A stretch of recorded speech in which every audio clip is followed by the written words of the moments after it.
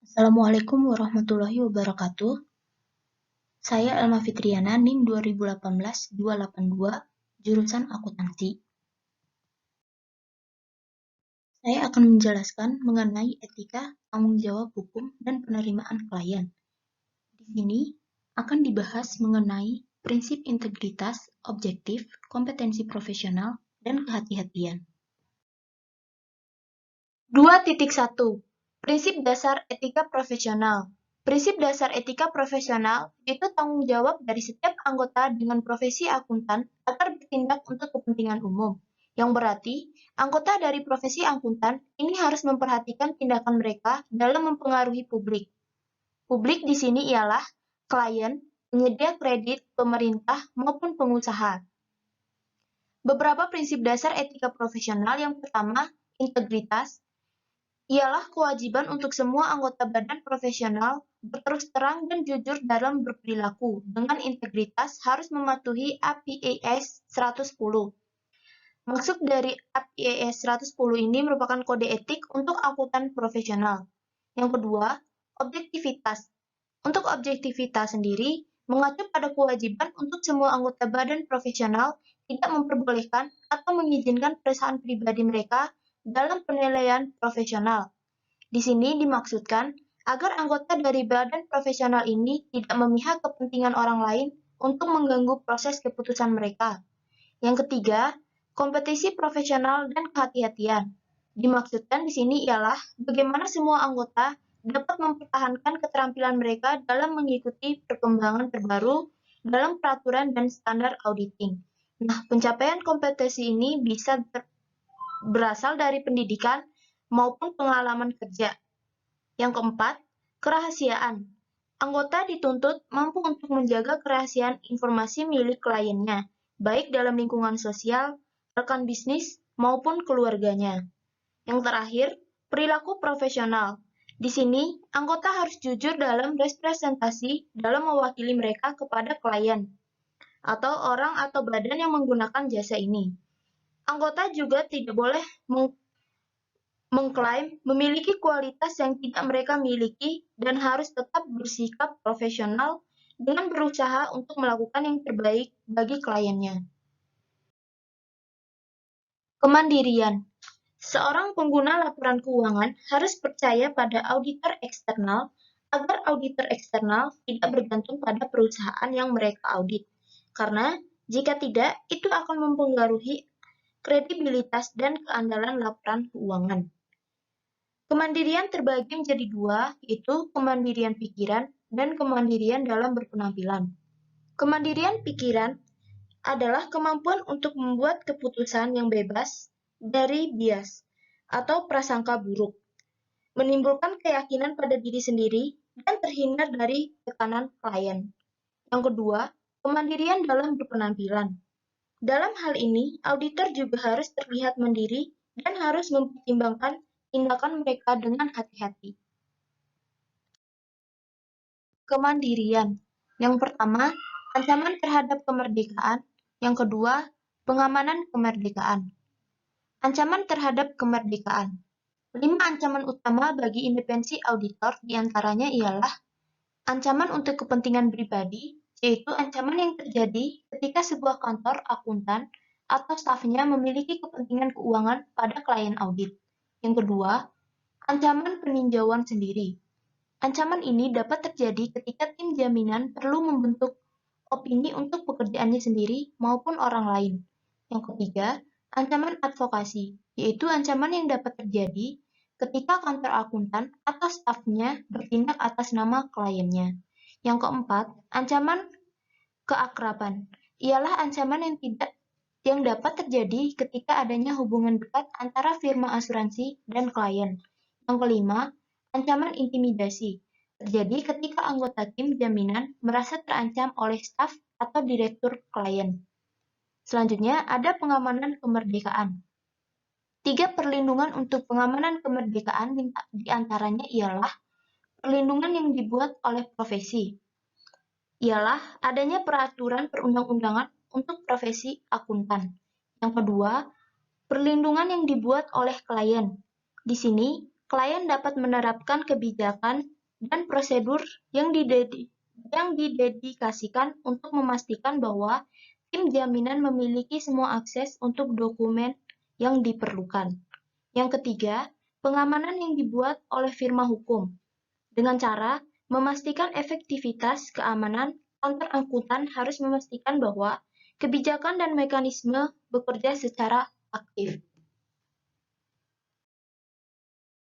Hubungan auditor dengan orang lain.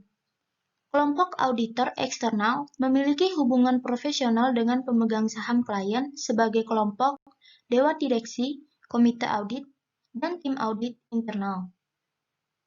Hubungan auditor dengan orang lain terbagi menjadi 4, yaitu auditor dan pemegang saham. Di sini, pemegang saham sangat mengandalkan laporan audit untuk mengetahui keandalan informasi yang terkandung dalam laporan keuangan perusahaan mereka. Yang kedua, auditor dan dewan direksi. Dewan direksi mewakili pemegang saham dalam mengawasi kegiatan perusahaan dan pengelolaannya. Oleh karena itu, auditor eksternal akan membaca risalah rapat dewan untuk mempelajari keputusan-keputusan penting mengenai arahan strategi yang akan diambil oleh dewan untuk perusahaan di masa depan. Nah, untuk informasi yang dimaksud dalam risalah ini ialah tingkat dividen, rencana pembelian aset dan pembelian atau penjualan investasi besar dengan perusahaan lain. Dewan direksi harus memiliki campuran direktur eksekutif atau karyawan tetap perusahaan dan direktur non-eksekutif atau biasanya pemegang saham. Dalam proses pengaudit itu, biasanya direktur eksekutif akan bertemu dengan auditor. Yang ketiga, hubungan auditor dan komite audit. Komite audit hanya terdiri dari direktur non-eksekutif atau direktur yang tidak atau bukan bagian dari tim manajemen perusahaan. Dengan mayoritas di dalamnya adalah independen, yang juga tidak memiliki hubungan langsung dengan pemegang saham perusahaan.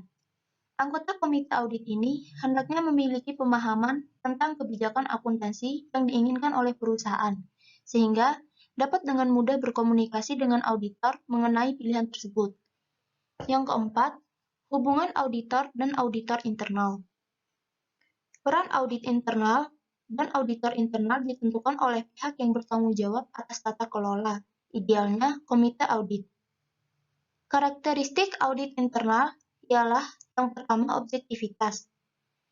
Objektivitas atau yang mengacu pada bagaimana fungsi audit internal yang sesuai dengan struktur organisasi klien. Yang kedua, kompetensi teknis yang mengacu pada keterampilan dan kemampuan tim audit internal.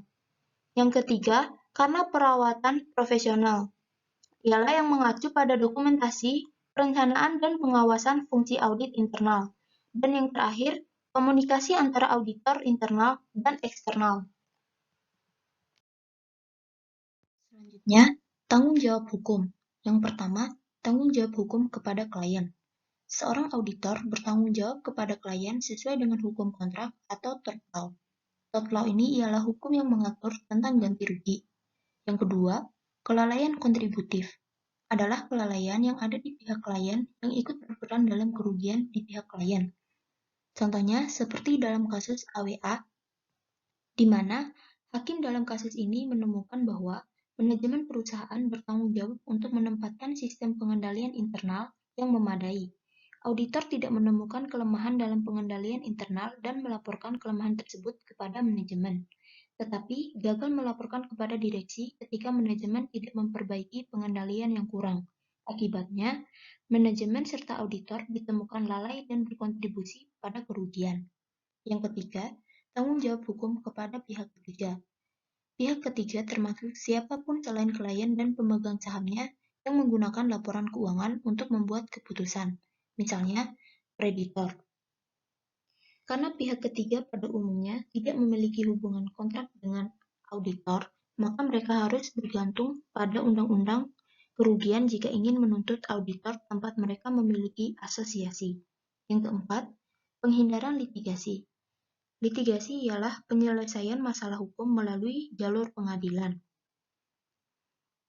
Auditor dapat menghindari litigasi dengan cara memperkerjakan staf yang kompeten, melatih staf dan memperbarui pengetahuan mereka secara teratur, memastikan kepatuhan terhadap peraturan etika, dan lain sebagainya.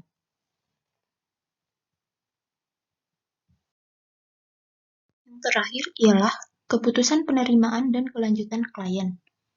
Sebelum menerima klien baru, pertimbangan yang harus diberikan untuk segala ancaman terhadap kepatuhan dengan prinsip dasar etika profesi, yaitu integritas, objektivitas, kompetensi profesional, dan kehati-hatian, kerahasiaan, dan perilaku profesional.